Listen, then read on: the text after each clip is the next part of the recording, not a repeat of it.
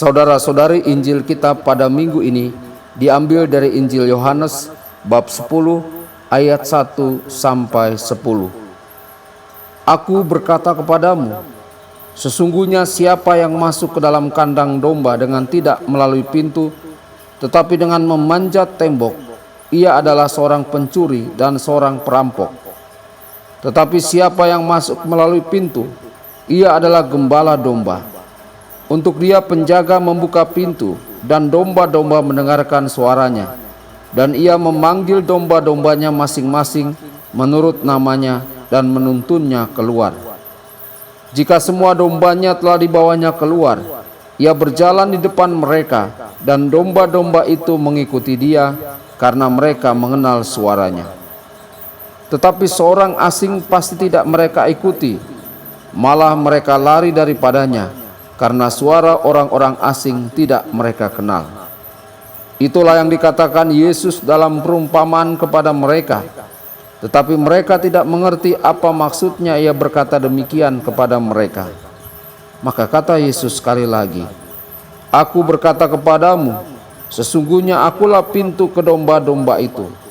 Semua orang yang datang sebelum aku adalah pencuri dan perampok, dan domba-domba itu tidak mendengarkan mereka.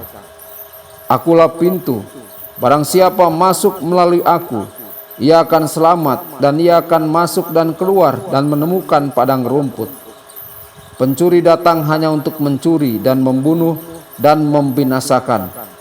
Aku datang supaya mereka mempunyai hidup dan mempunyainya dalam segala kelimpahan. Demikianlah sabda Tuhan. Terpujilah Kristus.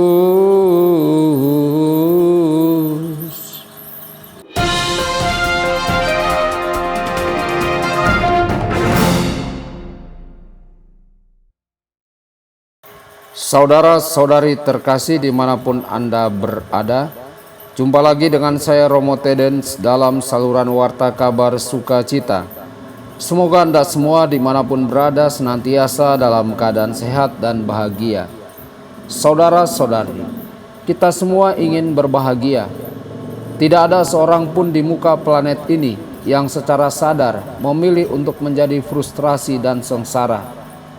Namun bagaimana bisa begitu banyak orang secara tidak sadar memilih untuk menghilangkan gerbang menuju hidup yang berharga dan berbahagia itu? Yesus adalah gerbangnya. Jika kita benar-benar ingin memenuhi aspirasi manusiawi kita yang terdalam, kita haruslah mengenal dan mengasihi Yesus Kristus. Selama Yesus berada di urutan kedua dari apapun atau siapapun dalam hidup kita, kita belum sepenuhnya melewati pintu gerbang.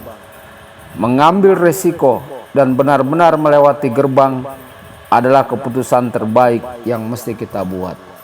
Saudara-saudari, jika kita tidak melewati gerbang, kita akan menjadi rentan.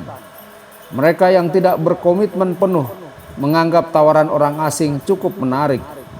Tetapi domba-domba Kristus menolak suara-suara itu karena kesetiaan mereka kepada gembala. Ketekunan dalam iman Katolik kita dan gaya hidup Katolik kita membutuhkan upaya terus-menerus untuk kembali fokus pada Tuhan. Bahkan jika kita dikepung oleh hiruk-pikuk persaingan suara, suara Tuhan akan selalu muncul di atas hiruk-pikuk itu. Kita harus tetap setia. Kehidupan doa kita adalah tempat istimewa untuk menyaring kebisingan dan benar-benar mendengarkan Kristus. Itulah sebabnya doa kita adalah waktu yang paling penting dalam hidup harian kita. Saudara-saudari, usaha untuk melewati pintu gerbang dan hanya mendengarkan suara gembala yang baik membuahkan hasil yang melimpah. Aku datang agar mereka memiliki kehidupan dan memilikinya dengan lebih berkelimpahan. Saudara-saudari, seperti apa kehidupan itu? Kehidupan berkelimpahan yang Kristus berikan kepada kita adalah kehadiran Tritunggal Maha Kudus yang mendiami jiwa kita. Ini adalah cinta yang menyelimuti rumah dan komunitas Kristen yang otentik.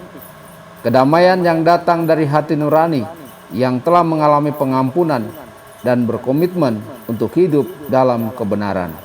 Tuhan Yesus memberkati dan menyertai Anda semua. Sabda Allah adalah kebenaran.